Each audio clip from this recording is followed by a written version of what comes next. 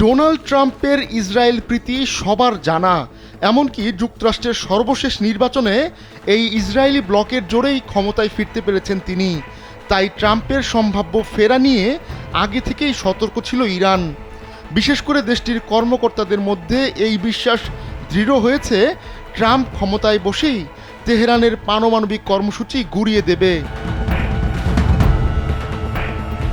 এজন্য আগেভাগেই প্রস্তুতি শুরু করে ইরান। নিজেদের পরমাণু কর্মসূচি রক্ষায় 2 মাসব্যাপী সামরিক মহড়া চালাচ্ছে তারা। পাশাপাশি ভূগর্ভস্থ মিসাইল সিটি ও নৌঘাটির মতো গুরুত্বপূর্ণ সামরিক স্থাপনাও প্রকাশ্যে আনছে। এবার ইরানের পরমাণু কর্মসূচির ভবিষ্যৎ নিয়ে মুখ খুলেছেন ট্রাম্প। আর নয় সৌন্দর্য নিয়ে চিন্তা, এবার নিজেকে সুন্দর করে তুলুন স্টাইল ম্যানিয়াক্সের সাথে। সাংবাদিকদের এক প্রশ্নের জবাবে ট্রাম্প জানান, এই ইস্যুতে তিনি উচ্চ পর্যায়ের কর্মকর্তাদের সঙ্গে কথা বলবেন।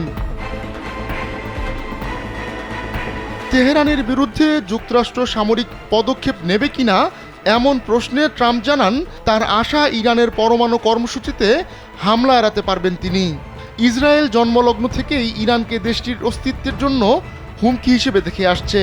বিশেষ করে ইরানের পরমাণু কর্মসূচি ইসরায়েলের জন্য সবচেয়ে বেশি আতঙ্কের। এজন্য মার্কিন সবুজ সংকেতে এর আগে বেশ কয়েকবার ইরানের কর্মসূচিতে হামলাও চালিয়েছিল ইসরায়েল। নিজের প্রথম মেয়াদে 6 জাতির সঙ্গে করা ইরানের পরমাণু কর্মসূচি থেকে যুক্তরাষ্ট্রকে একতরফা বের করে এনেছিলেন ট্রাম্প। এরপরই একগাদা নিষেধাজ্ঞার ভারে ইরানকে মাটির সঙ্গে মিশিয়ে দেন তিনি। যুক্তরাষ্ট্রের এমন পদক্ষেপে তখন খুশি হয়েছিল ইসরায়েল।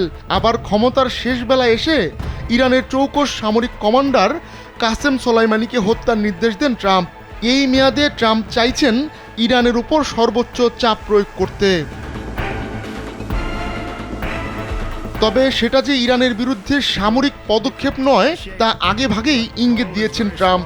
এমনকি ইরানের বিরুদ্ধে এমন পদক্ষেপ নিতে চাওয়া উপদেষ্টাদের কাছ থেকেও ট্রাম্প নিজেকে সরিয়ে রেখেছেন। উল্টো দ্য নিউ ইয়র্ক টাইমস এক প্রতিবেদনে জানায়, ট্রাম্পের ঘনিষ্ঠ মিত্র ধনকুবের ইলন মাস্ক ইরানের একজন শীর্ষ কর্মকর্তার সঙ্গে বৈঠক করেছেন। উত্তেজনা প্রশমনে মার্কিন প্রেসিডেন্ট নির্বাচনের পর ওই বৈঠক অনুষ্ঠিত হয়। আহমদুল্লাহ শিকদার, কালবেলা।